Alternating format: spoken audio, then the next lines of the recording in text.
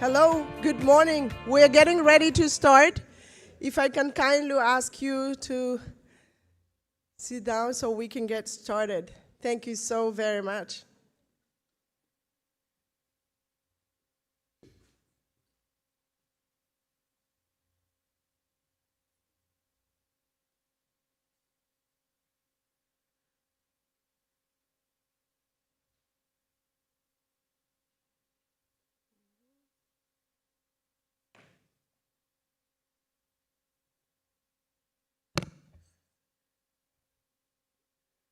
Good morning, everyone. My name is Maystadt. I am the head of the World Bank UNHCR Joint Data Center. It is an absolute honor and pleasure that for Maya Lagic, my deputy here, and myself, to welcome you to the fourth JDC Research Conference on Forced Displacement. Many thanks to the government of Thailand for the hospitality, for the World Bank, to the UNHCR, and Chulalongkorn University for making this event possible, and to each of you in the room today for being here. We started this conference series in Copenhagen back in 2020, continued it virtually in Bogota in 2022, and then September 24th, we hold our third conference in Abidjan, our first one that was held on the continent, the African continent before. And each of those editions has been shaped from what we have learned from the one before. Coming to Bangkok reflects a deliberate choice for us. Forced displacement is a global issue, and the Asia-Pacific region has important experiences and perspective to bring to this conversation, as we were just saying to the Permanent Secretary earlier. We are in a context where the scale of global displacement continue to grow. Here today, we're talking about some 120 million people are currently forcibly displaced, with the vast majority of those being hosted in low and middle income countries that are simultaneously managing their own development challenge. So what was once framed as short-term humanitarian problem is increasingly recognized as a long-term development challenge, one that requires sustained data, rigorous research, and evidence that can actually inform policy and practice. And that is exactly what the Joint Data Center exists to do. As a partnership between the World Bank and UNHCR, we work to ensure that better evidence leads to better decision. And for the third conference, like I mentioned earlier, that we learned from each of the conferences that we organized, we took away two clear lessons. First, that research needs to have a more direct effect on policy uptake. It's not just enough to produce good findings if they do not reach people making decisions. Second, that the research community needs to pay greater attention to specific regions and population groups that remain understudied. Both of these lessons have shaped how we designed this fourth edition. From more than 100 submissions that we've received for this call, we selected 18 papers. And what we were looking through those papers were really original research questions, rigorous and innovative method, and direct relevance to improving outcome for forcibly displaced and host communities. And the papers that were selected for this specific edition in our program today cover self-reliance and economic inclusion, returns and reintegration, statistical inclusion, and methodological innovation. They do not, like as any research, have all comfortable conclusion, and that is exactly how it should be. Alongside the papers, the program features two keynote lectures that bring important perspective to the work that the JDC has been supported and the work that you guys have been engaged on. Jean-François Maystadt will open our first full day with a lecture on the political impact, pushing us to think more holistically about what well-being and recovery actually mean. The conference also includes 3 high-level panels designed to bridge evidence and action. A policy panel on return will bring together voices from the World Bank, UNHCR, the African Development Bank, the Asian Development Bank, and host government to examine what sustainable return actually looks like in practice. We're also looking at a second policy panel, which will focus on self-reliance, exploring how displaced population can build economy autonomy and what enabling conditions government and partners need to put in place. The room, and then maybe some of them online, is really straightforward. First, let's engage critically. Second, let's push the findings. Third, let's ask where the evidence holds and where it does not. And fourth, let's think concretely about how and what we can inform the next policy decision, the next program design, the next data collection efforts. The bridge between research and action is what this conference is actually about. We look forward to building it with you. I have now the honor of passing the floor to Ms. Melinda Gerd, the World Bank Division Director for Thailand and Myanmar, whose perspective on development landscape in the region will set the stage for the day again. Melinda, the floor is yours. Thank you.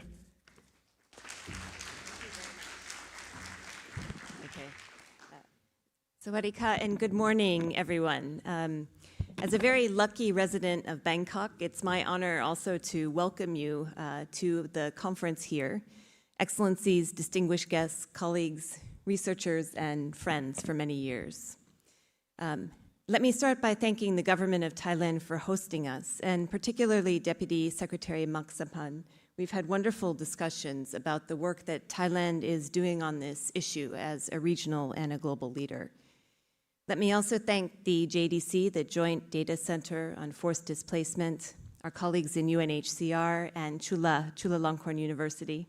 Sorry, I go there all the time, so I call it Chula, for bringing this conference to life, and to everyone for taking the commitment first to do this research on a population that is so essential for how we think about development and also the development humanitarian nexus.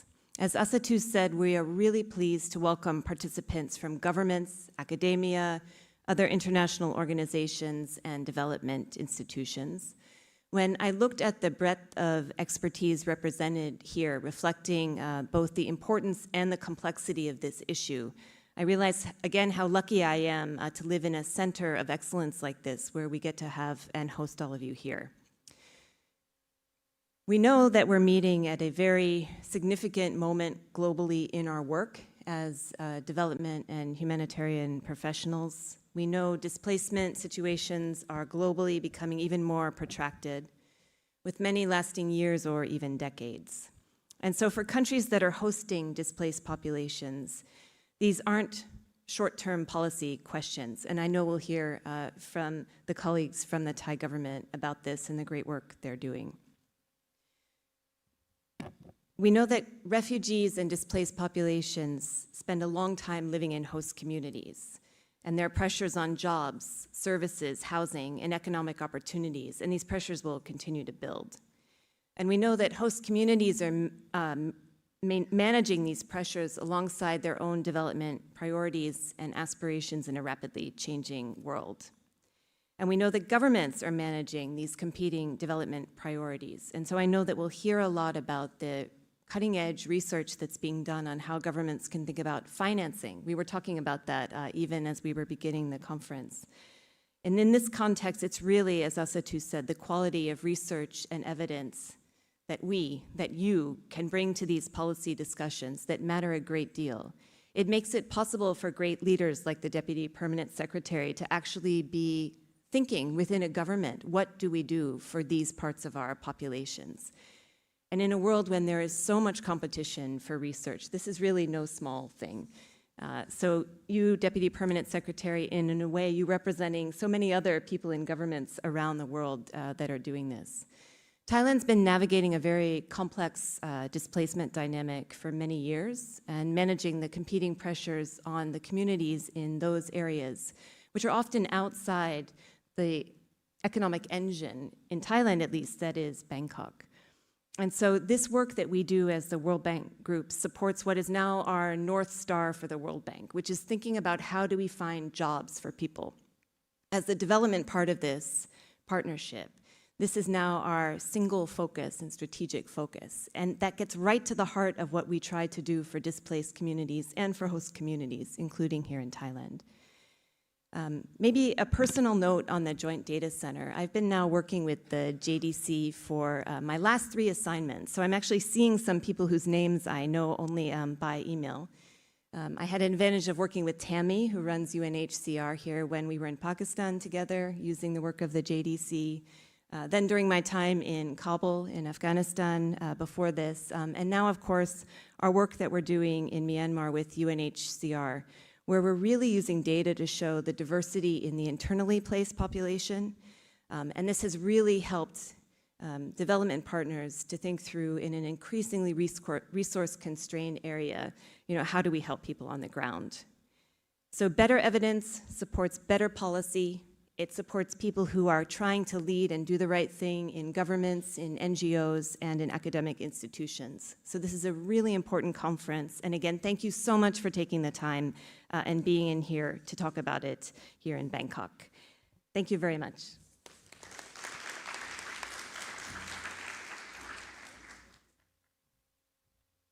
Thank you very much, Melinda, for those great insights and for providing us the context.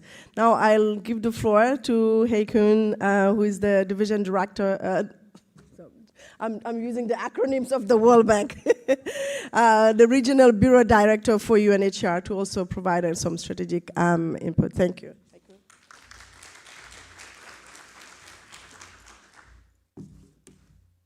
Thank you. The title is as difficult as my name, right? All right. Excellencies, distinguished guests, colleagues, and friends, good morning, and also welcome from my side as well. It is a privilege to join the Royal Thai government and the World Bank Director for Thailand and Myanmar in opening the Forced Research Conference on Forced Displacement here in Bangkok, organized by the World Bank and UNHCR JDC Joint Data Center for Forced Displacement in collaboration with Chulalongkorn University. Let me so begin by expressing my sincere appreciation to the Royal Thai government, the JDC, and the university for bringing us together in this conference, which is now truly a global platform, one that connects research, policy, and practice around a shared ambition to use data to improve the lives of stateless people and people forced to flee. In our work, we speak often about data, but I would like to begin somewhere else today, with people. A child whose birth is not registered, a refugee family unable to access services, a young refugee who cannot work or cannot plan his or her future. These are not simply data points. These are lives shaped, often constrained by whether they are visible or they are not visible. So when we speak about data at this conference, we are not only speaking about evidence, but we are also speaking about people's access to services, their dignity and inclusion. In Asia and the Pacific, the scale of displacement remains significant. Today, UNHCR protects and assists almost 18 million people in the region, including 5.2 million suffering. But they are not the whole story. Across the region, we are also seeing important progress and positive policy changes. Countries continue to host, to protect, and increasingly to pursue sustainable solutions. This shows that even in a complex and fragile environment where we are living today, progress is possible. And this is where data becomes essential, not only to understand forced displacement and statelessness, but to respond to it, from birth registration to access to education and employment, from inclusion in national data systems to planning for return and integration. Data connects the entire journey. This is why civil registration and inclusion in vital statistics systems are so critical. Without documentation, people are not only invisible in data, they are excluded in practice, facing challenges in accessing rights, services, education, and opportunities. And increasingly, digital inclusion is key.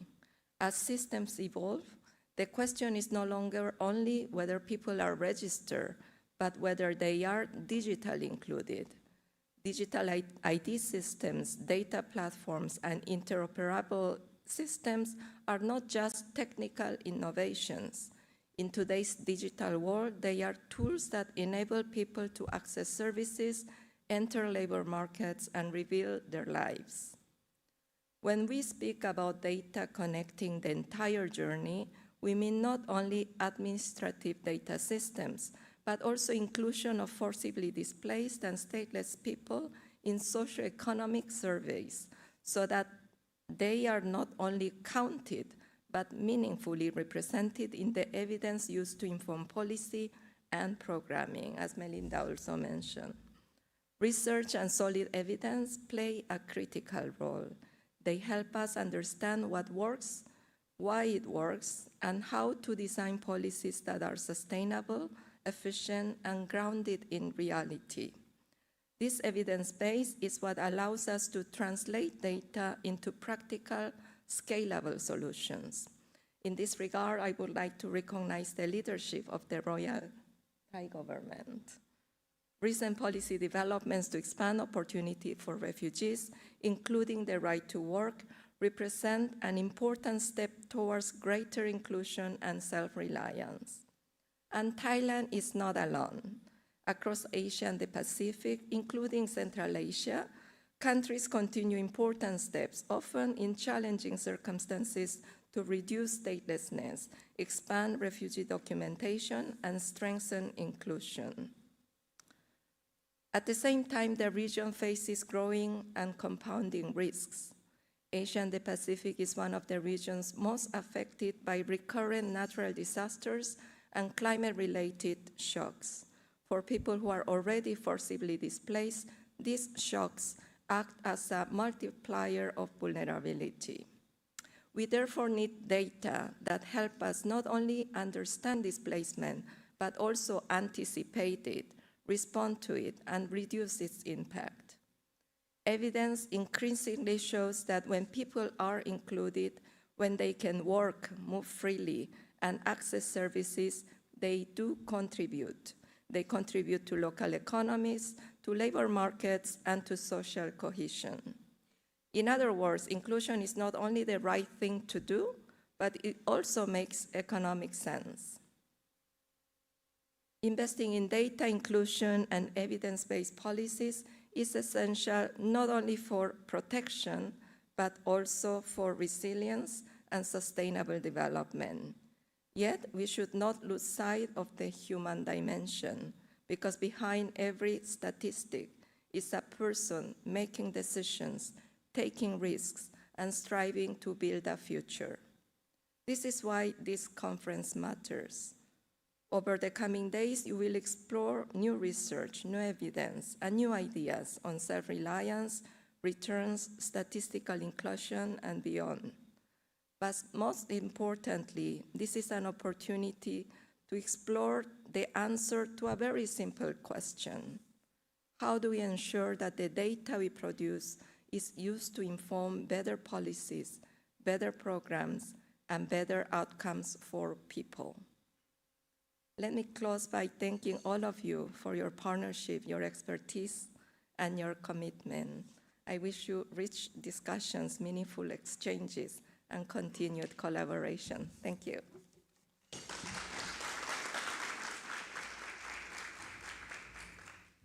Thank you very much, Haikung, for bringing the human side of forced displacement, for acknowledging the progress that has been achieved in the region, but also, where the gaps that still remain and how data is very important to be underlining pathway, durable solution pathway. It's my honor and pleasure now to welcome Mr. Chatapam Maksapan, who is the Deputy Permanent Secretary, the Ministry of Foreign Affairs at the Royal Government of Thailand. Thank you.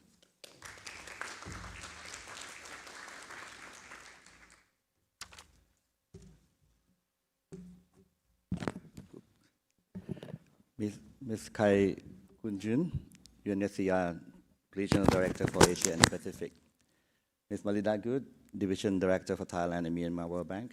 Excellencies, distinguished guests, Sawasdee Krap. And for those who are traveling from overseas, so welcome to Thailand. I think there is a benefit of being the last to speak because I can skip many important parts because that had already been said by my two distinguished speakers, and they inspire me personally on many things and give me a lot of ideas on how we can move forward on this very important matter, and especially on the data evidence base. So on behalf, first of all, on behalf of the Ministry of Foreign Affairs and the Royal Thai Government, I wish to express appreciation to the UNSCR, the World Bank, the JDC, the Joint Data Center for Forced Displacement, and UCLouvain University, my university. So I have to pronounce it correctly, for organizing this timely event in Bangkok. We live in challenging times where conflicts and instability in many parts of the world force millions of people to flee their homes. I personally experienced that myself too because I was former Thai ambassador to Poland and Ukraine during the conflict. So we have seen a lot of exodus from Ukraine to Poland in number of more million people. Robust displacement data can assist in providing understanding of the needs of displaced persons, as you already mentioned about that. I admire it because we are talking not about data, we are talking about people. We are not data analysts, we are people analysts. We are helping them, especially the vulnerable groups that are in need. So I'm sure that all of you realize that, and then it's deep in your heart, and then you are here to make their life better and more resilient, as already said. Against this backdrop, the Forced Research Conference on Forced Displacement is a meaningful platform for the international community to chart a course towards a sustainable way forward for global migration governance that is forward-looking and offers an evidence-based solutions. So we talk about data. I think that not only demographic data that you mentioned, but many data, because we have different contexts. In Thailand has its own context. Other countries has its own context too. So we need to understand the real cause, what happened, and then how can we help them specifically so that we can know the root cause of the problem. And I just talked to the gentleman over there from DC, and then we talk about if you want to help them for the social cohesion, we need more data. For example, the data set of their skill sets, talent inventory, so that we can match them with the demand and supply workforce as well. So this is one thing that we can do more. I would like to share you about Thailand experiences on this one, just to recap, because I think you know very well already. For the past decade, we have taken measures to ensure those seeking protection within our borders are not left behind. From the displaced person during the Indo-China War to the current now, we have 77,000 Myanmar displaced persons in the 9 temporary shelters. Thailand takes pride in our long-standing humanitarian tradition. We have always attached great importance to taking care of, providing assistance, and exploring durable solutions to these populations. While the number of displaced persons around the world is on the rise, the global humanitarian funding continues to decline. I think this is very important too. How can we make sure that every country can contribute to this matter? Thailand heeds the call for the international community to pursue sustainable and self-reliant solutions for the displaced persons, not only to be self-reliant, not only to be sustainable, but self-reliant and sustainable with dignity as well.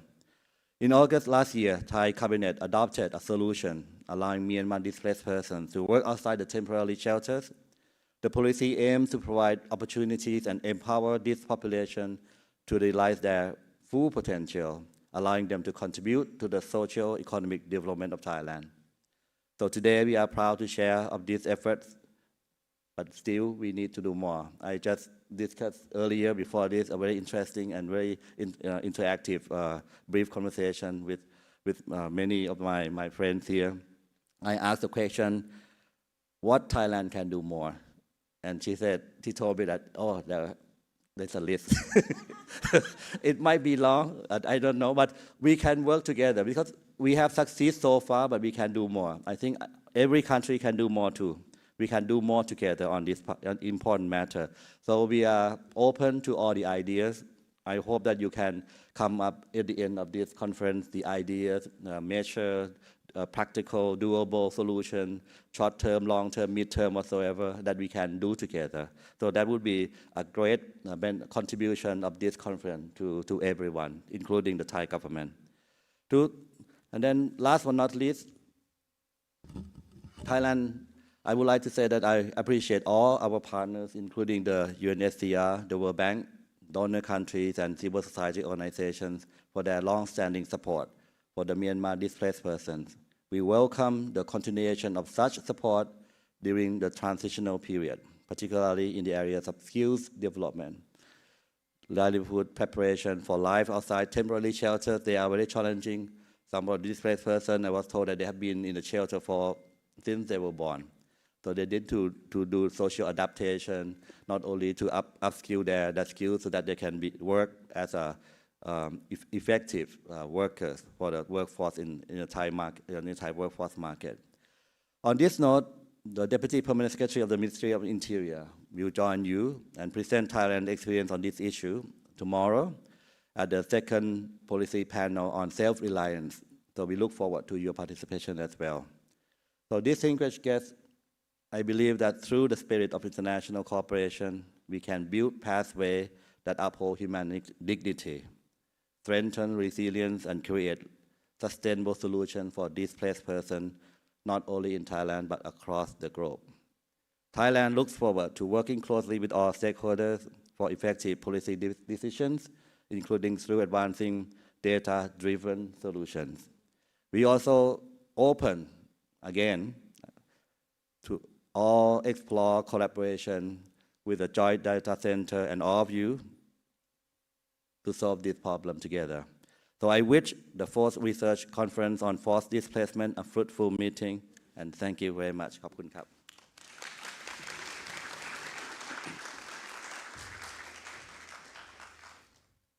Thank you very much, Deputy Permanent Secretary Max Sapan, for the generosity of the Royal Government of Thailand for hosting people that are forced to flee and in need of international protection. I think you've outlined what all of the good progress that the country has achieved in terms of making them implementing policies that are more inclusive. We all celebrated the very progressive policy allowing the forcibly displaced to work in the outside the community where they live. So we look forward to hearing more about the progress and checking more things on that list. So without any further ado, so I will ask my colleague Domenico Tabasso, who has been the great mind behind all of this conference, to introduce our first keynote speaker. But maybe before that, we will we'll take the pictures with our distinguished senior guest here before we allow them to also go back into some of their engagement. Thank you.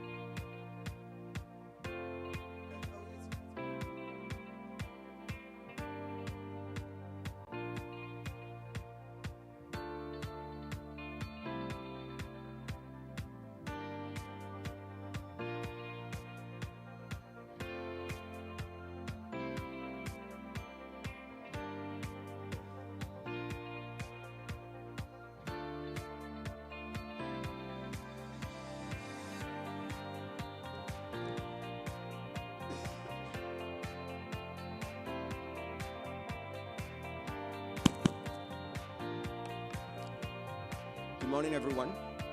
Hello? Okay. Good morning, everyone. I hope you can hear me. I'm pretty sure you cannot see me, so I hope you can hear me. My name is Domenico Tabasso. I'm a senior economist at the Joint Data Center on Forced Displacement. Thank you so much to all of you for being here today. We are about to start the academic component of our conference. Before we start, just a couple of minor housekeeping announcements. Just to let you know, so as you might have seen when you came in, there's a foyer. That's where coffee breaks will be. Lunch will be served downstairs on the ground floor. When you go out for lunch, please stop by the registration desk. You will be given a coupon and that you can use for lunch. Also, please remember to bring your badge to the lunchroom. There are toilets outside, and of course, there are toilets all around the hotel. That's pretty much it. If you have any questions, please don't hesitate to contact me. I'll be roaming around the room throughout the entire conference. Now, I've been given the task to introduce our first keynote speaker, Jean-François Maystadt, and it's very easy to do that. Actually, I don't have almost anything to say because you will see the moment Jean-François starts talking about his research, you will immediately understand why we've chosen Jean-François for this task. His papers are great. He's able to, together with his co-authors, he's able to tackle some very fundamental questions related to conflict and forced displacement, but always from a very original angle. And the research he's going to talk about today is a perfect example of that. So I'm sure you will find this fascinating. Jean-François works on a number of different topics, always very, very fundamental. And the other thing that I really like of his research is the fact that he covers a lot of different countries, from sub-Saharan Africa, Ethiopia, Uganda, all the way to China, to the US, actually, as well. So I particularly appreciate his ability to apply his model, his theories, his ideas to a multiplicity of contexts. And part of his research really focuses on this very fundamental nexus of the intersection between conflict, climate change, forced displacement, which is something that needs to be analyzed and understood even better, and not just in economics, but in a number of different disciplines. And in fact, Jean-François is one of the very few economists who's been able to publish some of his research on nature, which is a rare accomplishment for an economist.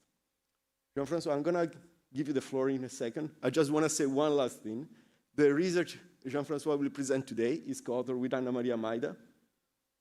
2 years ago in Abidjan, Anna Maria was our keynote speaker, presenting a paper with Jean-François, a different one, okay? So clearly there is a trend here.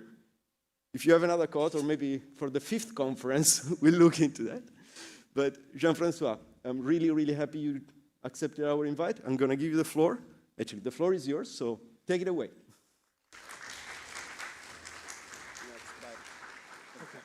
You have the time there? Oh, let me, just one last thing. We have about 72 minutes now for this session. I asked Jean-François to speak for about 45, so that we have about half an hour at the end for question and answers. Thank you very much.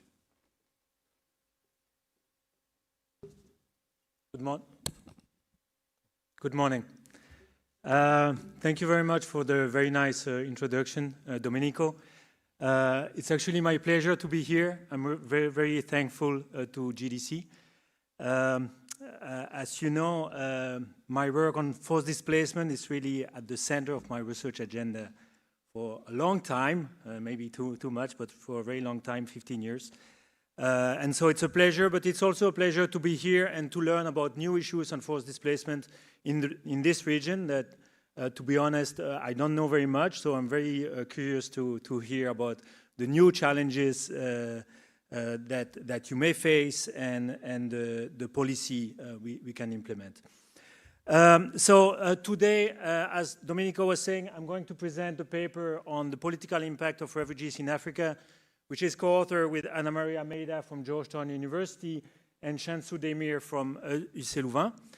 But I'm going to frame it within a broader literature review or a broader perspective on the impact of refugees on hosting economies. So since I'm the first speaker today, let me give a very broad introduction, even if I know that most of you know some of these facts. But let me remind you that end of 2022, we reached this symbolic threshold of more than 100 million forcibly displaced people in the world, of which about 1/4 were refugees. And more recent data actually give this number of more than 123 million forcibly displaced people, of which about 37 million are refugees. So I'm sure this is not new to you, but clearly there's been an increasing trend, which is also observed in Africa, since I'm going to talk more about Africa today. Something that is maybe less well known, but I'm sure you also know, and Aisha mentioned that, most of the refugees, they actually remain in their country of, in their region of origin. We usually say that about 3 refugees out of 4 are actually hosted in the low and middle income countries. And it's a simple reminder that basically distance is the main determinant of refugee location. Most of the refugees, without adequate means, they basically cross the border of the neighboring countries. Something that I would like also to remind, which is maybe something a bit more specific to Africa, even if you can find that somewhere else. Here you have the graph of what is called by the UN Agency for Refugees, protracted refugee situation, right? Situation where you have more than 25,000 refugees from one particular country staying for more than 5 consecutive years in the country of asylum. And so you can see that both in levels, Africa have a very large number of protracted refugee situation, but also in terms of change, it has also increased since about 2010. Okay, so I think this is very important because it changed also the perspective you may have. You know, when I was first working on refugees, I was sometimes surprised by the comments I got in conferences, for example, where people see camps like a temporary situation with passive people. When people stay for so long, they will make decisions about consumption, about production, also about family decision. And for sure, this will have huge implications for the local economy. So they become really an actor of the local system. So let me mention now a bit of a selective review. I will mention the work of some of the people in the room, but don't be angry if I forgot your paper. You know, it's a selective one. But I have to say that until 2010, there were actually very little quantitative work on the impact of refugees on the hosting economies, right? And most of it was some qualitative work, and it coincides a bit with some of the early work I did, but a very important work was the work by Robert Chambers, who is a scholar in development studies, and he was doing some qualitative work. So let me just read the quote from his paper of 1986. So he was quoting actually a Sudanese ambassador to Britain, and he was saying, once I accompanied one of our ministers to the eastern region, and we all drove out of town to look at a new wave of refugees arriving from Eritrea. Before reaching the camp, the minister, who was not familiar with the region, saw a cluster of shelters made of mats, and under their shade were a number of families with children who were very thin and almost in rags. The minister turned to the governor of the region and asked him whether they were refugees. And the governor promptly replied, "No, Your Excellency, they are the host." It's just, I really like to remind us of this quote because it was very illustrative that for a very long time, the host was the kind of forgotten population, right? The work, for very good reason, by UNHCR was really focused on the refugees for protection reason, right? But the development actors, they sometimes forgot, you know, that they were also the hosting population. Fortunately, you know, we always say a lot about what we don't know, but we have made huge progress since then, right? So this is my selective review, right? You will see that I start by a paper by one of the first to have really worked on that, Jennifer Alex Garcia and David Sa on Tanzania, to more recent work in Bangladesh by Endip and Sandra Rosso, who is here in the room. So overall, there is a large consensus that refugees do not constitute a burden, right? Refugees, they consume, they provide labor, they provide goods and services, so they produce, and this is usually a kind of positive contribution to the local economy, right? So it does not mean that there is no challenge, right? Usually, across all very different contexts, you will find that there is some distributive effects, right? That's what we call, in a paper with Philippe Verwim, the winners and losers in refugee hosting population, right? So we now have quite a lot of evidence in Africa, on Tanzania, Uganda, Rwanda, also in the Middle East with Turkey, Jordan, Colombia, and other works, for example, in Kenya and more recently in Bangladesh, right? I'm sure there are more than that, and hopefully we can add Thailand, you know, in the years to come, or maybe I'm not aware of the literature on this region. But basically, the idea is that you can identify, from a policy point of view, it's very important to identify the kind of winners and losers, or at least those who are going to have more challenges to adapt, right? And of course, it depends on the context. In Tanzania, it was mainly about the agricultural sector. The self-employed in agricultural activities, they could actually benefit from a cheap labor force to expand agricultural production, right? So this was somehow the winners. The losers, somehow, there were those competing with the newcomers, those who were agricultural workers, right? In other contexts, in Turkey, for example, the key division is between formal and informal sectors, right? In Jordan, for example, those who were, for which it was more challenging to adapt were the existing migrants, for example. So it depends really on the context, but overall, what we find is that, of course, those who have some assets, those who have some human capital, they are most likely to benefit, right? Those who have not, it's much more challenging. So what we also learn from the literature is that, of course, you can have very nice quantitative studies showing that, you know, refugees on average, right, because we're always thinking on average, they contribute positively to the local economy. For the attitudes of the host towards the refugees, what matters is also the perception. And it took some time for us to think about this, right? So in some experimental work we did in Ethiopia and Uganda with Anna, who's here in the room, we show actually that what matters for the attitudes of the host towards the refugees is really the perceived labor market competition.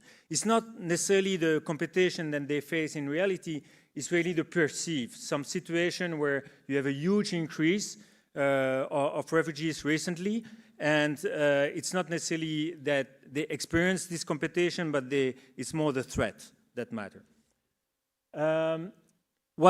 We have also some recent evidence, and I'm going again to mention Sandra's work here, Sandra Rosso.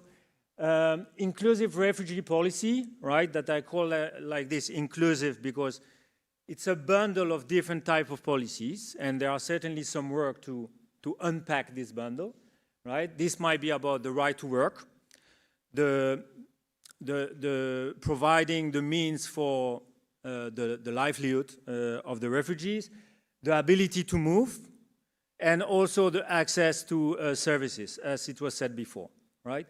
What we know from this very recent literature is that these inclusive refugee policies, they are beneficial to refugees, but they tend also to be beneficial for the host, right? So it will tend to maximize the positive contribution of refugees to the local economy. And very recent evidence seems to show that it even reduces group prejudice, right, when the hosts are well informed about these policies. So this is kind of a hopeful message we have here, okay? So I talk a lot about what we know. I will just mention what we don't know, and there was a pre-event yesterday where some of it were actually mentioned. So there are the negative, so refugees have been portrayed as having very negative effect on health, the environment, and conflict. New evidence tend to qualify this, right? So it's not saying that it does not exist, but you know, it's the kind of typical economist, you know, word of caution. It depends, right? So for the consequence of refugees, Anna Maria presented this work 2 years ago. You know, we can show that, you know, there is a detrimental impact on health, but in the particular case where people are moving from region where you have a very high malaria to low malaria area. So they may spread the malaria, but in this particular situation. For the environment, that's true that the literature is showing that the environment is impacted by the inflows of refugees, in particular deforestation, but it's usually associated with agricultural expansion, right? So I'm not saying it's not important, but there is certainly a trade-off, right, between the economic development and the environmental sustainability. And for conflict, we show, but other work show that refugees do not systematically increase conflict, but there is one situation where it might be problematic, is when polarization is increasing. So if refugees increase, ethnic diversity does not affect conflict, at least in Africa, but when it exacerbates ethnic polarization, you may have some problem, right? So what I'm going to try to convince you today is that we actually have very little evidence on the political consequences of hosting refugees, right, in low-income countries. Most of the work is about high-income countries and middle-income countries. So the question is to know, and that's what we are going to try to do, is to see whether the effect might be different in low-income countries and why. So let me go more into the paper. So as I said, we now have quite a lot of evidence that in high-income countries that the inflows of refugees and migrants, in particular the low-skilled one, have been associated with some opposition to the newcomers, but also a shift in political preferences, right? A shift towards anti-immigration parties or far-right parties, for example, in Europe, right? So you have in high-income countries some work on Austria, Denmark, Greece, and the US. For upper middle-income countries, we start now also to have quite a lot of evidence. I have not been bribed by Sandra, but again, she did some work on Colombia with Juan Vargas. We have some work on Turkey and some work on South Africa. And the usual story is the reason behind this, right, behind these political consequences are the following. Usually there are some concern about labor market competition, employment and wage, right? Even if the literature is showing that actually sociotropic factors, you know, identity, culture, are much more important than socioeconomic concern, but still this kind of threat matters in this political shift. Some concern about public services, you know, the kind of congestion effect that you may expect in terms of education and health, for example. The fiscal burden of migration on states' budget, public concern about the allocation, and increasing housing and commodity prices. So, of course, I have to say that I'm mentioning this reason beyond this possible reason behind the political shift. It does not mean that we have strong evidence for that. For example, we know that the literature on migration, that the impact on labor markets are quite limited. But still, the threat, again, the perception may matter in forming attitudes and therefore in voting, right? Okay, so why do we think that potentially what we know from high-income and middle-income countries does not necessarily generalize for low-income countries? We believe that, of course, ethnic identity matters a lot in Africa, right? But it does not seem, when you look at, you know, qualitative evidence, that the opposition parties capitalize on migration issues. Of course, you may find a few cases, but it does not seem to be a very defining feature in African politics, right? So there is no clear anti-immigration policy. Why it would be the case? This is just some conjecture, right? Maybe the employment and wage threats are a bit less salient because the formal sector is smaller, right? That might be one reason. Maybe somehow the positive contribution of refugees to local economic development, which is found in the literature, is a bit more visible. People are maybe more aware than refugees is not so much of a burden. The fiscal concerns are certainly less pronounced because the welfare state is also thinner. And you have also this kind of tricky role of the humanitarian sector, right, which might be seen as compensating somehow for this fiscal burden. And somehow the incumbents can also benefit from that. You know, I remember my first fieldwork in Tanzania. I was always surprised by the difference of discourse between the capital, where they were playing this game to say, oh, refugees, they are very bad, we need more support, we need more aid. And then you go close to the camp and people tell you, what we really like the refugees because they are cheaper, right? So you see the kind of difference. So for the government, it might be, foreign aid might be also a way to get more support.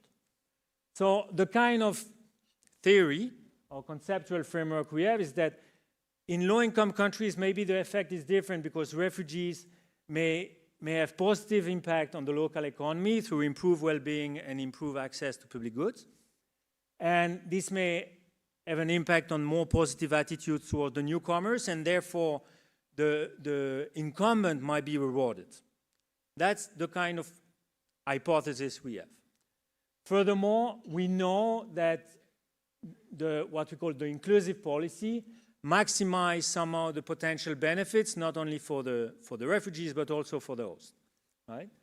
And so also we have to say, I will come back to that, but this type of policy, at least during our study period, were also associated with some kind of development program. So it's very difficult to distinguish what is coming from the type of refugee policy, but also the kind of change of environment around, you know, maybe more supportive international actors, working also with in integration between the host and the refugees, right?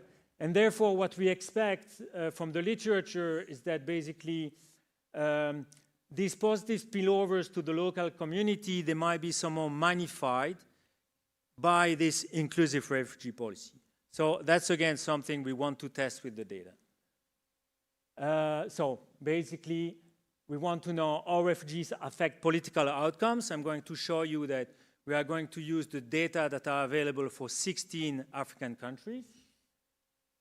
And then, of course, what we are interested is, and this is also the most interesting from a policy point of view, is to know a bit what are the mechanisms, right? Because it's usually the entry point for the policy. So, in case you want to, it's a bit early for a nap, but I give you just an overview of the main results, right? We show that actually the presence of refugees increased the electoral support to the incumbents, right?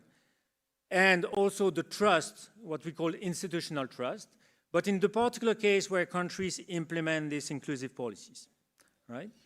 And we show that actually this is mainly driven by an increase in economic development surrounding the camp, right? So it seems that, you know, this idea that inclusive policies are beneficial for the host and the refugees, it seems true in our case study, right? But also that it also affects the support to the incumbent. Okay, so let me just... Sorry.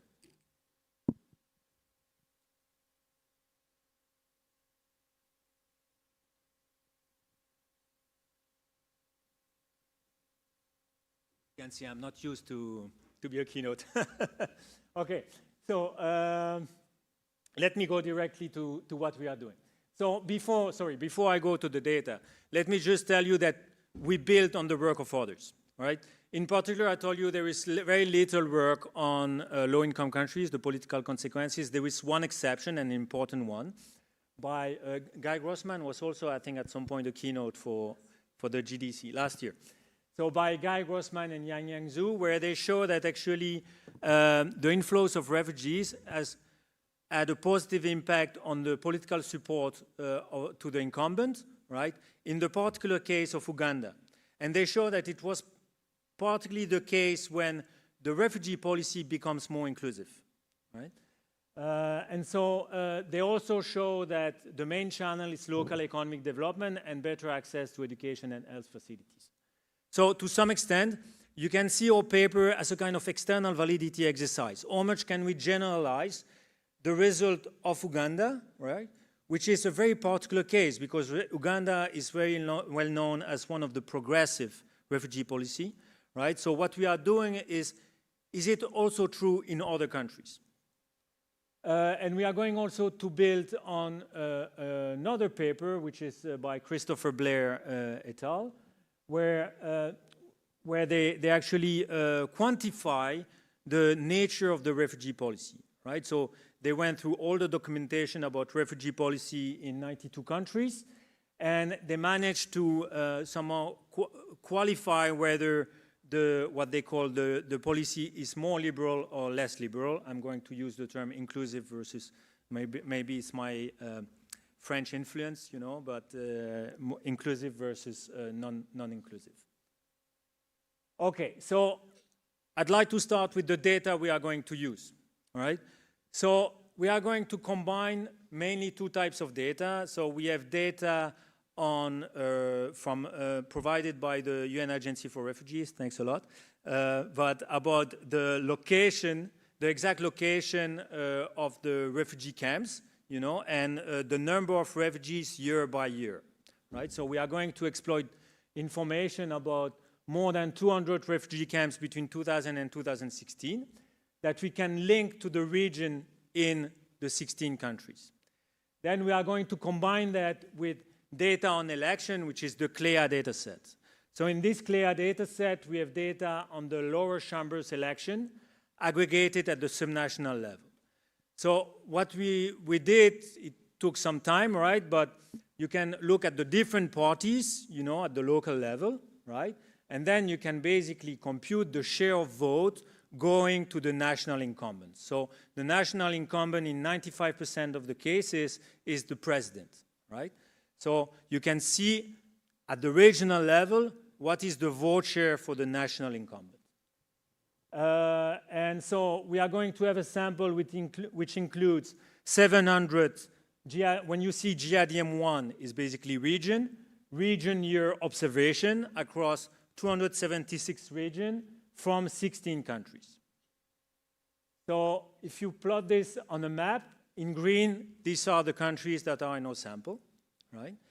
And the blue dot are basically the refugee camps we are exploiting, right? So what is important, first of all, is to see that these refugee camps, they are not allocated randomly. I mean, I'm talking to people involved in policy, that would not be a surprise, right? Most of the time, they are quite close to the border, right? And they are in what we would call peripheral area, right? So the first thing we are going to do in our analysis, right, is somehow comparing areas with refugees versus areas without refugees. Of course, from this, you will already guess that they are different, you know, not necessarily because of the refugees, but because they are in peripheral area, more rural area. Maybe the political dynamics is quite different, right? Okay, let me go directly to this. Then we are not only going to exploit the variation coming from between region, but also over time. So we are going to exploit the changes between elections. So if you, let me give you two examples. If you go at the bottom, you get Angola, right? With two elections, 2008, 2012, right? There is no refugees. So basically in the baseline estimate, we are not going to include it. We can include it, but it does not change anything because there is no treatment. If you look at the top, Zimbabwe, we have three elections. 2005, 2008, and I think, I cannot see properly, 2012, right? So I'd like to give you the intuition behind the variation we are going to exploit. So if you take Zimbabwe, right, in 2005, you will get the vote for the incumbent, right, the support to the incumbent, but there is no refugees, so you don't have a treatment and control. Then what we are going to exploit between 2005 and 2008, we are going to exploit that we are going to look at the change in the support to the incumbent between region hosting refugees and region not hosting refugees. And then between 2008 and 2012, there is another increase in the number of refugees, and so we are going to exploit the change in the support to the incumbent between region with more refugees versus region without refugees or with no change in the number of refugees, right? So you see that we are exploiting variation across region, but also over time, right? So this is very important to deal with the fact that if you just look at region with refugees without a region without refugees, they are different, okay? But we are going to exploit variation over time. So this is something to mention one limit of our work. So in the opening session, Ang Jun mentioned, you know, the importance of what I would call the invisible population, the stateless, the returnees, the dispersed refugees. I'm not going to help today, right? Here we are mainly focusing in refugees in camps. So we are missing the dispersed refugees. That's a limit. So if you look at the blue line, this is the data we are using, which is aggregated over time. The red line is the official statistics from UNHCR. So you can see there is a gap. We follow kind of similar trend, right? But there is a gap that we are missing.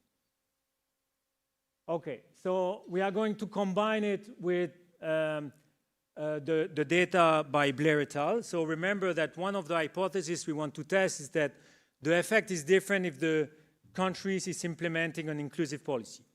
So for that, we need some quantification. So we are going to use the data by Blair et al. Where they provide an index, a policy score index, ranging from 0 if the refugee policy is very restrictive, to 1 if the refugee policy is liberal, or what I called inclusive. And you will see in additional work, we are going also to use the Afrobarometer. So let me go directly to what we are estimating. If you are not used to regression analysis, don't worry. I can tell you the main intuition is basically the map I show you and the change over time. So we are going to look at the treatment is what we call the refugee density, the number of refugees in one region divided by the population. So we are going to see how much the presence of refugees affect political outcome at the regional and country level at time t, right? Our main hypothesis is that the effect might be different in countries with inclusive refugee policy. So we are going to use an interaction term between the refugee density and this indicator of inclusive policy. So we are using time and region fixed effects. So it means that what we are looking is differences. So we are going to see how much the change in refugee density affect the change in political outcome. We control for some regional characteristics. And the main outcome I'm going to discuss is the incumbent party vote share, right? The share of vote going to the incumbent. We are going also to show some measure of political competition, but usually it's almost the reverse compared to the support to the incumbent. So maybe I'm going to come back to that, but keep in mind that there are two main assumptions here, right? So one, I told you, areas with refugees, they are different from areas without refugees. But what really matters in our work is the common trends. So to see whether, if there was no refugees, we would expect the vote share to change in a similar way in treated area and control area. I'm going to try to give you some evidence on that. Another one is that we somehow assume here that the refugee policy is predetermined. I know that in reality, of course, refugee policy depends on policymakers, you know, They don't make that randomly, right? But we are going to define the refugee policy at baseline in the first election, right? So even if you may be concerned that, for example, people anticipate the inflows of refugees and change the refugee policy, right? Because we take it at baseline, we are a bit safe here. And also, we are going to introduce what is called country year fixed effect. So it means that we are going to control for anything, even things that we don't observe, that is changing yearly by country, right? Any national policy changing over time is going to be controlled for. Okay, so this is my ugly table, right? But let me tell you what it means. So in the first two columns, this is basically the impact of the refugee density on the vote share of the incumbent, right?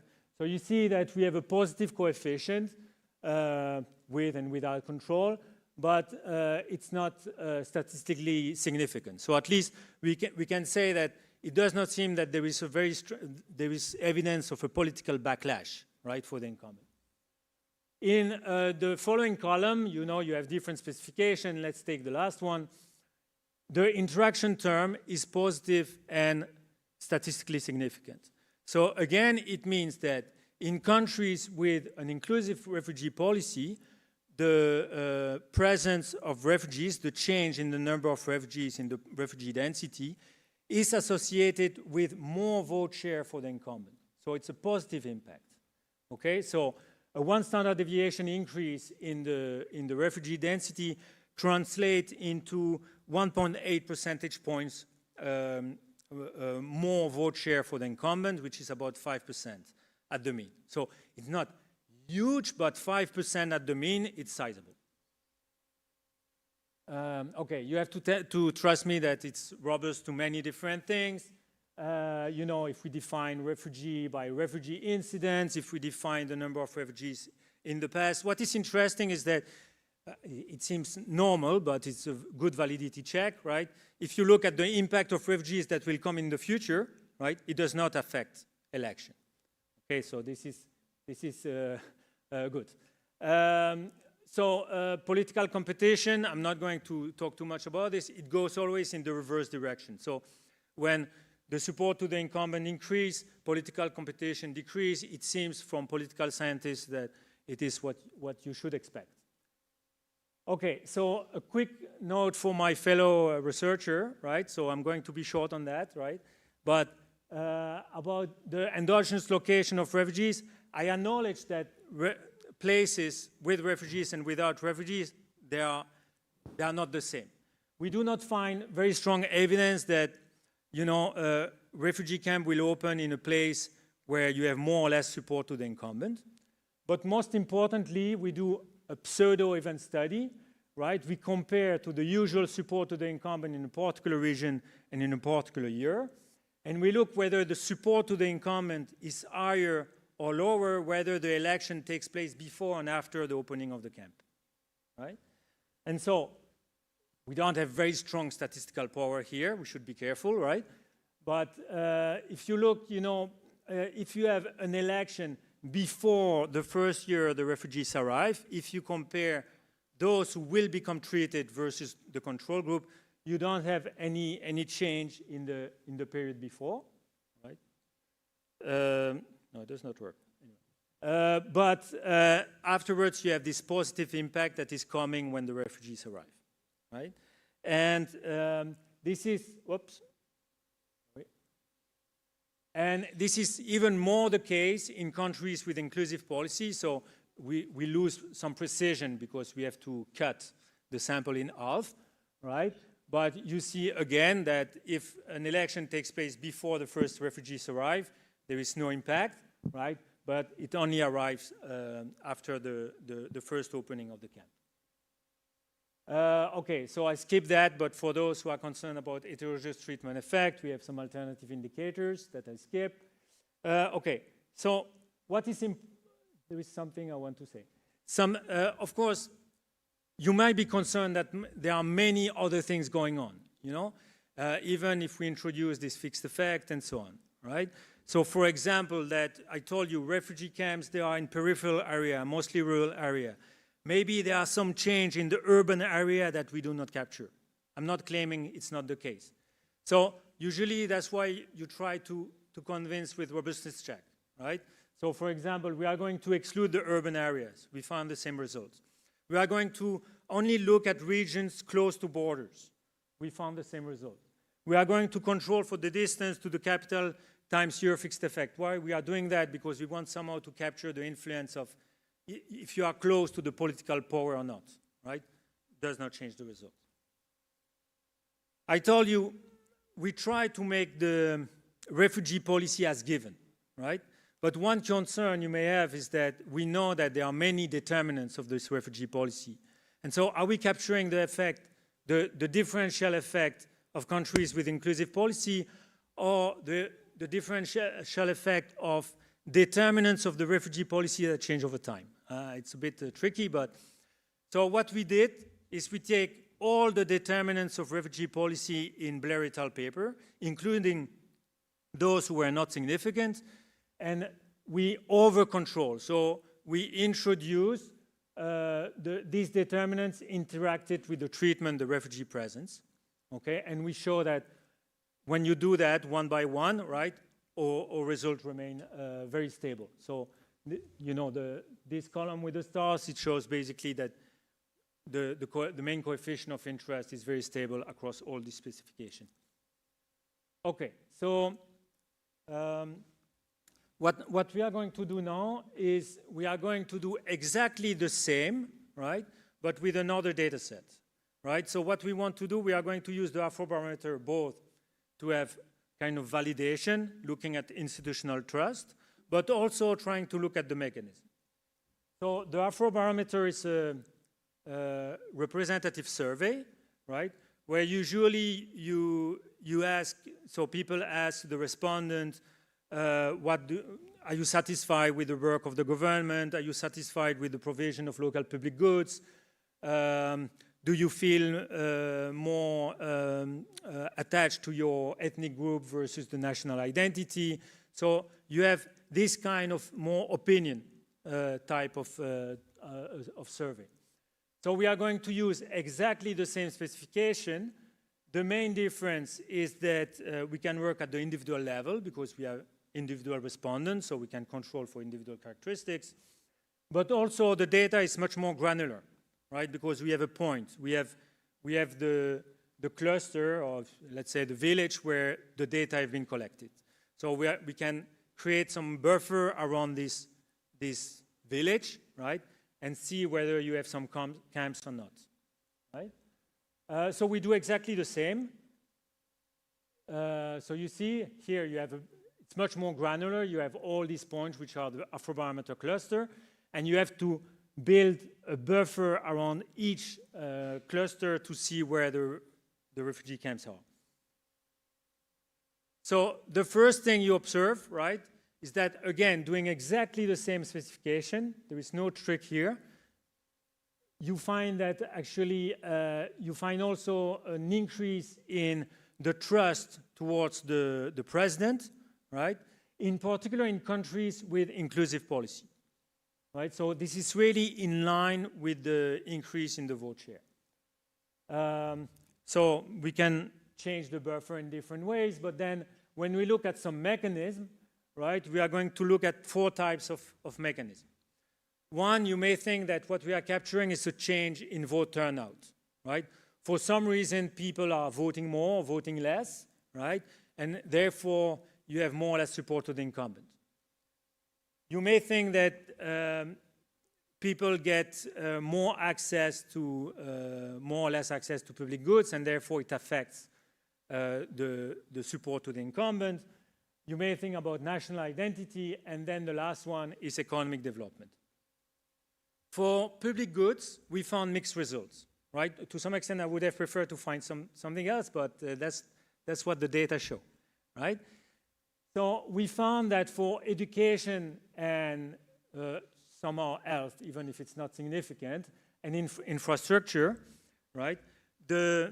In countries with inclusive policies, you have a positive effect. So people are more satisfied with local public goods, but it compensates for the negative effect in case of non-inclusive policies. So that's the negative news, right? Is that there are some negative effect when the countries do not implement any inclusive policy. So it means the respondents believe that they are less satisfied with the provision of education and infrastructure, right? But it's compensated in the case of countries with inclusive policies.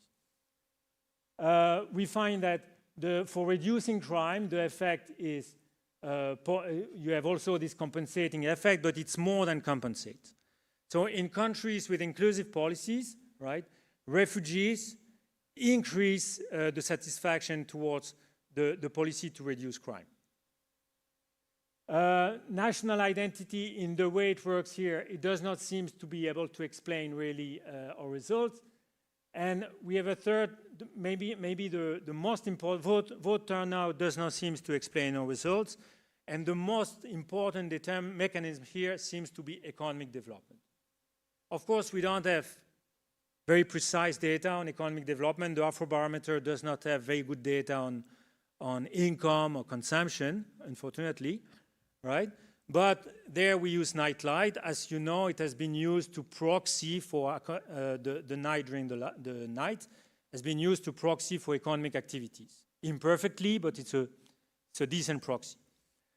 And so we found that in countries with inclusive policy, you have a positive effect on nightlight.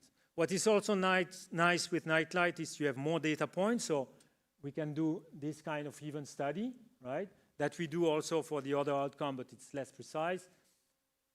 You find that, you know, before the refugees arrive, you don't have much difference between the treated group and the control group. If anything, it's not surprising. Refugee camps are more in peripheral areas, so in places with a lower night light. And after the refugees arrive, it takes a bit of time, but you have an increase in economic activities. Okay, so you will have to trust me that it's robust to many things, right? What I can tell you is the last point, is that our result does not seem to be driven by anything related to ethnic diversity. So we are basically recycling from our paper on conflicts. So we take, I'm not going to discuss it too much, but the refugee-corrected ethnic polarization, refugee-corrected ethnic fractionalization, we control for it, and our results do not change. Okay, so let me conclude. I'm a bit in advance, but we have more time for questions. So based on election and refugee data from 16 countries, we find that refugees increases the support to the incumbent, but only in countries with inclusive policy. And this is the same, our results align with the increased institutional trust towards the president. So either the satisfaction with respect to the performance of the presidents or how much you trust the president. So we have a confirmation somehow that refugees are not a fiscal burden, are not merely a fiscal burden or an economic burden, but can positively impact local economies by providing right to the displaced. So for us, this paper is a very strong somehow advocacy. I'm not doing a lot of advocacy, but advocacy for inclusive policy, because it's good for refugees, but it's also good for the incumbent, because it's good for the host, okay? And, you know, somehow I feel a bit awkward to say that to policymakers, because they know better, you know, in terms of policy. And somehow they did not wait for my paper, right? When you see the trends, you know, in refugee policy, you can see, at least in low-income countries, a positive trend, more inclusive refugee policy. And maybe Thailand is a good example, you know, with what the change I've heard recently for Thailand. Of course, everything is a bit conditional in terms of external validity also by the time, right? It was a time where I cannot say that the refugee policy is only the refugee policy. It's also all the development programs surrounding the refugee policy. And so at a time where we know that the support, the humanitarian support to refugee hosting areas is decreasing, I still don't know whether my result will still be valid. I guess still somehow, you know, maybe more positive in countries with inclusive policies versus others, but in terms of magnitude, we don't know. And I think this is a nice introduction for the next session, which will be about 8 cut. Right? But for sure also, there is a call for better understanding the institutional and organizational barriers for such policies. The refugee policy data I'm using here, even if it's very well done, it's a cross-country analysis, so it's a bit black box, right? And even in countries like Uganda, which is usually presented as one of the most progressive refugee policy, when you look at the details, right, and I think, Sandra, you have a recent work again on this, right? There are also still some shortcomings, right? Things that do not work. In Jordan, they also try a lot of more inclusive refugee policy with right to work, but we observe the take-up is very low in terms of work permits. Why is it the case? So, of course, when you look at one particular country, there are still so many things that could be done to improve the quality of this refugee policy. But I think I'm done. I don't go through the appendix. Okay. Thank you very much.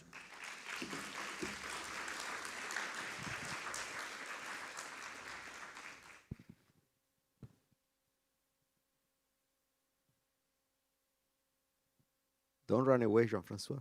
Of course. Thank you very much, Jean-François. That's great. Great way to start. So there's now time for questions. Before we go that, let me do a bit of advertisement, if you don't mind. We're always super happy to see papers using the DRAP dataset. As you might know now, the JDC has invested quite heavily on that, and it's now publicly available on our webpage, and it covers all the countries in the world up until 2022. So anyone interested in the dataset, just check out our webpage. Enough with that. Open for question. We have 24 minutes, and I've already seen some hands up. So Jean-François, if you're ready, we go for that. Sandra. Thank you so much. Super interesting presentation. I really love the work. So I was trying to think, so one of the problems that I think is difficult in Africa is that it's, as you said at the end, it's difficult to separate the effects of refugees from the effects of humanitarian aid, right? So typically they come together. So we really don't know if maybe hosts like refugees because they are receiving all of these funds from, you know, these countries. And typically it seems, I would think you need to kind of think about how to present that or just be upfront about it, that you can't separate it. It's difficult to separate. But it is possible that in the places that are more inclusive, aid was tied to being inclusive in a way. So it's kind of mechanical, right? These places that are receiving more money are the ones that have more inclusive policies. And of course, that's rewarding the incumbent. So I think it's all kind of packaged. It's okay, like, but it would be really interesting if you could kind of, in your paper, just point out that this is an differentiation in Africa, at least. And then the other thing that I think is really interesting in Africa is the camp policy, right? It's very comprehensive, and it happens mostly in Africa. And so are we actually identifying the effects of refugee camps or of refugee presence? Again, there's kind of a difference between that. Anyway, just something to think about, but great work, congratulations. Jean-François, would you like to take a couple more? Or, yeah, okay. Anybody else? I see, okay, the table there. Okay, you already have the mic, please. First comment is that you have this interaction term about whether the policy is liberal, which is, I guess, a composite index of different things. So to understand better what works in terms of inclusive policy, can't you just decompose this, take, you know, one term at a time? What about these liberal policies that is really driving this? So maybe that's a way to understand the mechanisms better. The other thing about the results that was kind of surprising, I mean, economic development, this is found elsewhere as well, in many other contexts as well, that refugees cause economic development, this helps. But the surprising finding was about public services to me, that the natives become more satisfied with public services, which is kind of surprising given the strain they put on the public services. So are there any reasons for this? Like, as Sandra said, maybe aid money coming in? Or can you explain this better? Thank you, Murat. If you pass it to Andres, we'll take one more, and then we'll go back to Jean-François. Thank you, Jean-François. This is great. So one small question, and maybe related. In your lead review, you showed that and you discussed that the effects are not equally distributed, right? And Sandra has worked again on what's happening at the informal sector, formal sector, and so on. So is there a way also to kind of try to tease out this heterogeneity? Maybe the first data set won't allow you, but the Afrobarometer data will allow you also to see where kind of the effects are coming from based on some of these kind of observable characteristics before the implementation of the policies. Thanks so much again. Okay, I try to answer, but I'm not sure I have the answer. So Sandra point, yes, that's always the issue. So I don't have an answer, but to some extent there are two questions in your. So there is the usual things. Is it refugee camp or all the environment surrounding refugee camps? So that's true. It's always very difficult to separate the two. And you know, when I started a long time ago some work on refugees, I came from the economics of migration. But then, and I thought that, you know, what we were using in the economics of migration could be used also for refugees. And I quickly realized that it's much more complex, you know, with refugees, because you have all these actors surrounding camps, right? And somehow this is also true for the refugee policy.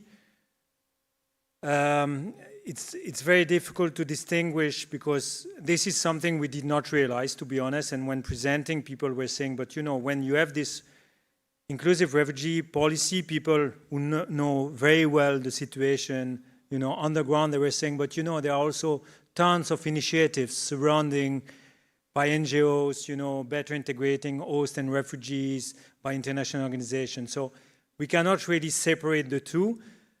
What we could try to do is, but it might be true is at some point, it's a call for co-authorship, right? Is to revisit all the work we did on economic impact, on political impact, on health impact, with more recent data, right? And try to associate big change in aid support by country, and then you will get this further variation that you can exploit. I think that would be amazing, and I'm sure that some of the work we are going to see, they may be more restricted to one country or one region, but they are going to exploit that. Can we do the same at the multi-country level? That would be amazing. Murat, about distinguishing the different dimension of the refugee policy. So we did it. It's not that easy, because, so I can tell you the result, right, is that it's robust across the whole dimension. It's a bit weaker for political participation, because you have political participation as one of the dimensions of the index. But I think it's because there are much less variation in this dimension, right? There are very few countries that actually provide a large political participation to the refugees. That's my guess. But all these dimensions, they are also quite correlated with each other, right? So it's like countries, when they move a bit their refugee policy to be more liberal, it's a bit across all dimensions. So our results are robust if you distinguish the dimension, but I don't know whether it's because they are all correlated with each other. Andres, this is typically the question I'm saying, why I didn't think about it before. Because there is one way, maybe in the second analysis with the Afrobarometer, we could actually use some heterogeneity here. So the Afrobarometer is not amazing in terms of socioeconomic characteristics, but still you have some information about, I think, the sectors, the level of employment, maybe the age. And so we could potentially exploit this heterogeneity at the individual level. So good point, but I don't have the answer. Thank Thank you very much. So we go, wow, many hands, amazing. So we start with Debolena, and then we'll go down, and we'll move all the way down to Toane, Andrea. Debolena, please. Okay, thank you. Fascinating paper and presentation. I had one question about the heterogeneity across the policy elements, which somebody already raised. But another point that I was curious about was just heterogeneity along political structures. You know, you have 16 countries in your data set. I'd be curious if there's differences by, you know, whether it's a presidential system, a parliamentary system, just number of political parties, just, yeah, federal structures in general. I ask because in India, I've noticed that there's a pro-incumbent sort of element, and that might be in part driven by the federal structure, which is very centrally focalized. And so there's actually an advantage if the state government is the same as the one at the national government. You just get more, you know, funding and just, yeah, a devolution of funds and so on. So, yeah, curious about the difference along the political systems, if there is anything you've noted. Thanks. Thank you very much. I see there is a mic ready right there, so we go there, and then please the mic toward the back. Thank you. Okay, thank you. I'm Dennis from Kenya. Very interesting study. So my question is, you said that political support for the incumbent, that's positive, but did your study look at it from the host communities? Because incumbent, that is the government, they're interested in being in power. But does that mean positivity also from the host perspective? Thank you. Nick? Good morning. My name is Anik. I have a question, maybe a comment. I don't know how much, for example, you factor in how much the refugee matter actually reflected in the political discourse across the country you looked at. And then, and what I see and learn from Africa in general is that refugee matters sometimes spark backlash around security issue more often, because also most of the time we have transnational ethnic links across the region, so there's that solidarity. But going forward, with aid reducing, maybe that's something that might change. And I'm wondering if something you will look into and see how much the political impact might change, or with the aid decreasing over time. Thank you. Thank you, Nick. Jean-François, you want to take these three, and then we go to Toane and Andrea? Yes, so the different political structure, that's I'm sorry, because I feel that my answer, there are always, I don't know, but no, so we did this exercise where we split the countries by, this measure of democracy, autocracy, but this is, so we found that surprisingly, there is no much difference between the two. I was surprised by this because I would have expected, for democratic countries to work a bit more. Even if we know also from political economy that, even autocratic regime, they still care also about election, maybe not with the risk to be out of office, but more, if you look at the work by Guriev about spin dictator, they still care about political support, right? But of course, what we would have liked, I've never thought about looking at the number of parties, even if our index of political competition is actually a measure of the number of parties weighted by the share. So we could look at actually at the number of parties. But just to say that, of course, we would like to be much granular in that sense, But here you face a bit the limit of quantitative analysis, to be honest, is that, the more you cut the data, the more you impose heterogeneity, you will not find anything because, so it's a bit of trade-off. Either I like very much working on one region, one country where you can go very deep, in the context and so on. But sometimes I'd like also to do this cross-country to get more general result, but you cannot cut so much the data. But we could do a bit more, at least in terms of number of parties. Something which is, it's another question to your question. For example, we know that in Africa, sometimes you have some kind of change of parties supporting to the incumbent or not. It's quite unstable there. So we take the measure at time t, whether the party is supporting the incumbent, but then it can also change afterwards, so it's a bit challenging. The person from Kenya, so you're saying, so we look at the political support to the national incumbent. What we don't know, we don't have the, I guess what you mean is whether local politicians may gain from it, the local policymakers. So what we have is the local citizens voting for the national incumbent, or the local citizen trusting more or less the national incumbent. So all the data are from the local host, right? So we know all the local hosts think about the national incumbent. We don't know all the local hosts, for example, think about the local incumbent or the local policymakers, right? And here, it's not clear which data we could use. I have to think about this. We can talk after, during the break. And then, yes, fantastic question about political discourse and the political landscape. First, the change in aid. I don't know, where is the person? Yes, sorry. About the effect of the change of aid, I don't know. But I think we were discussing yesterday that what would be amazing, because now we have the tools to do it in, with text analysis, is to really understand the narrative surrounding refugees, right? Coming from the press, coming from political discourse. Guy Grossman, in the second paper on Uganda, that's what he was doing. He was looking at the discourse in Parliament about migration, and I think he found that the discourse become more positive with the inclusive policy.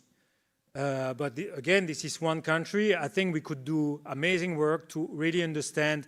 It might be narratives in the press, narratives in political speech, but also narratives in what people are talking about, right?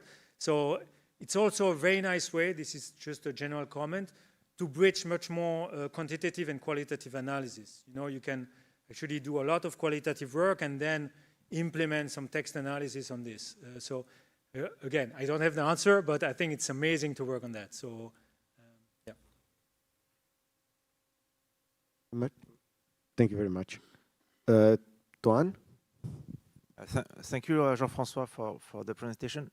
I was wondering whether you could talk a little bit how you would think about the Brexit immigration paradox, which basically areas in the UK that voted to leave had the lowest fraction of foreign-born residents. So this then implies whether local analysis is really helpful to understand the political constraints on governments on refugee policies. We move to Andrea, then Shelby, and I think we'll have to close 6 minutes. Thank you, Jean-François.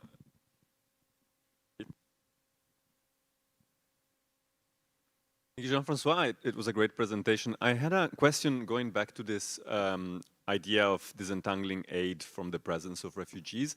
And even before the current aid cuts, not all emergencies were equally funded. So I was wondering if you could use maybe the funding gap at the country level as a way to try and disentangle this, as I feel this is a particularly pressing question for all of us at this time.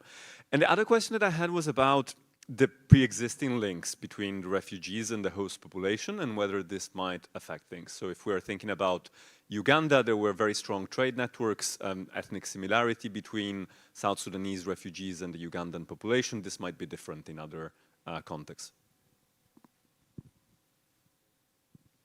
Thank you.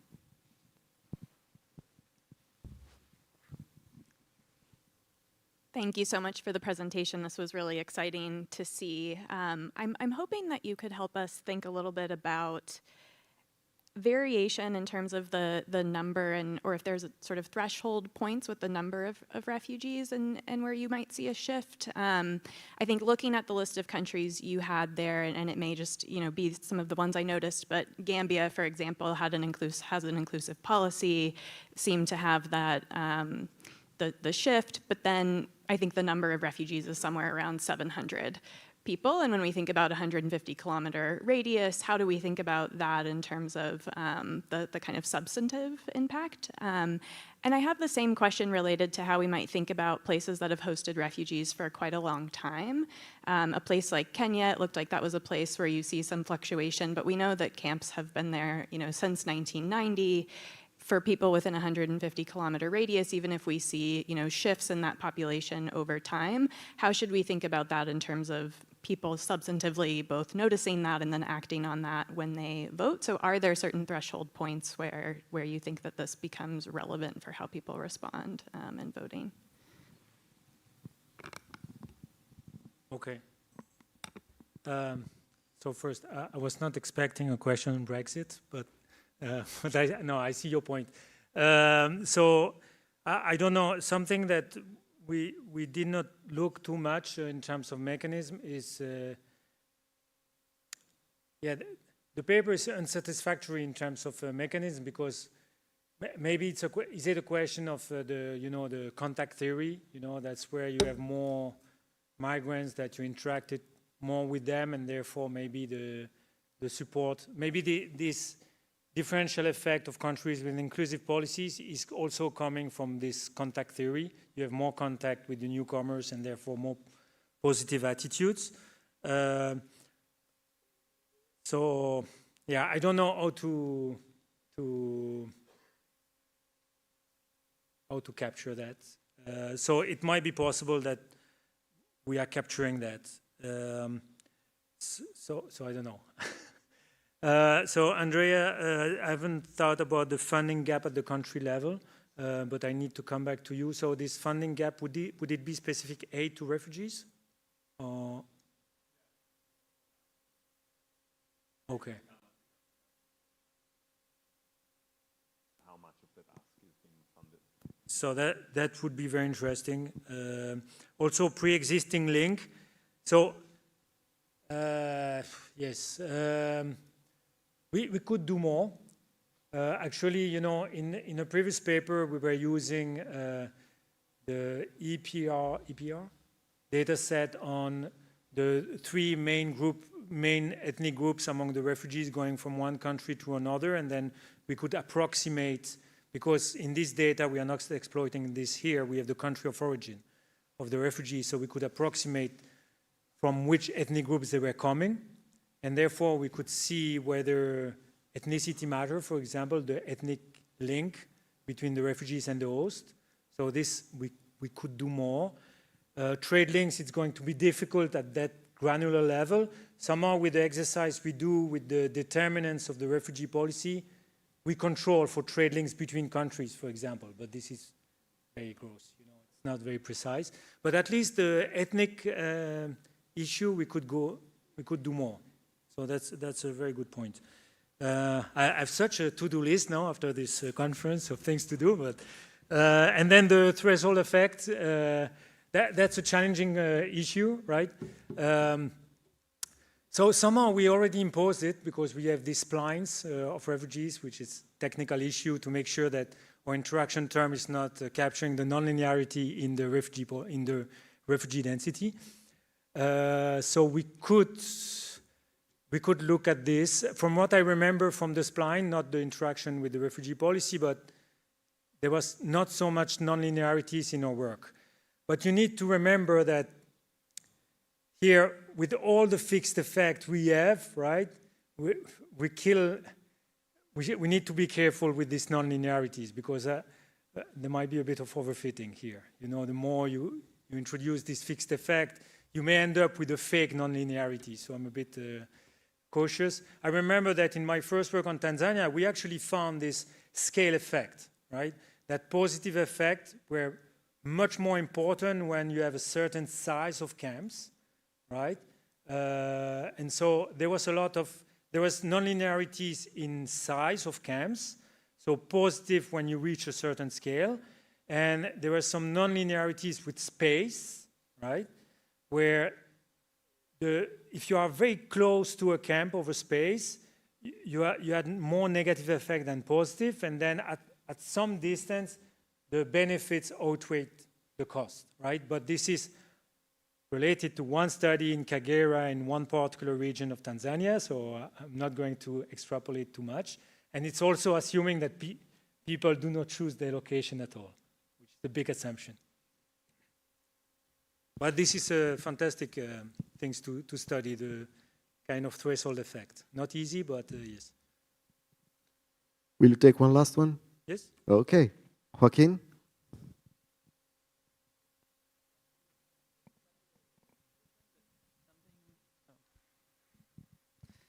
I really like the presentations, but something it was on the back of my mind is, are we measuring just the inflow of aid and not the effect of policies, as some other people mentioned? So I was thinking if you can do maybe some benchmarking exercise. So for example, what will happen if an oil ring opens? Will you get the same effect, or a mine open? But basically thinking about what will happen with the incumbents if we just throw money at it. And then we can, if you collect some data on how much the humanitarian aid is being poured in these places, you can maybe kind of benchmark how much of this is policy, how much of this is pure money, and so on. But this is super exciting work.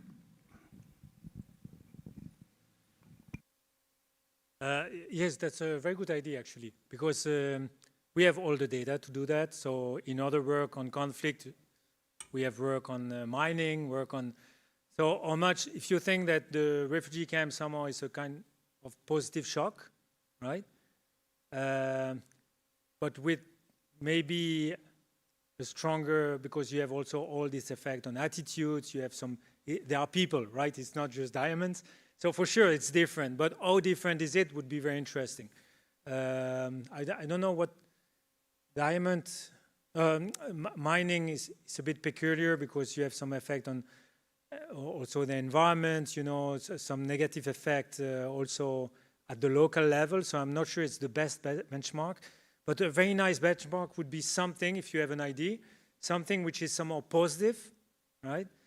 But without this negative effect on the environment and so on, that would be comparable, with the exception that for refugees, there are people with interaction, with the integration to the economy, and the other one would be only resources, for example, and see how much it differs. But I need to think what it could be. Or maybe comparing, for example, to aid, right? That might be one way. Yes. Okay. I think it's the first time in my life that after 2 sessions we're still on time. Unbelievable. So thank you very much, Jean-François. It was a great way to start the academic component of the conference. We're really grateful again for your participation to the conference. Thank you. And it's now time for coffee just outside. Thank you.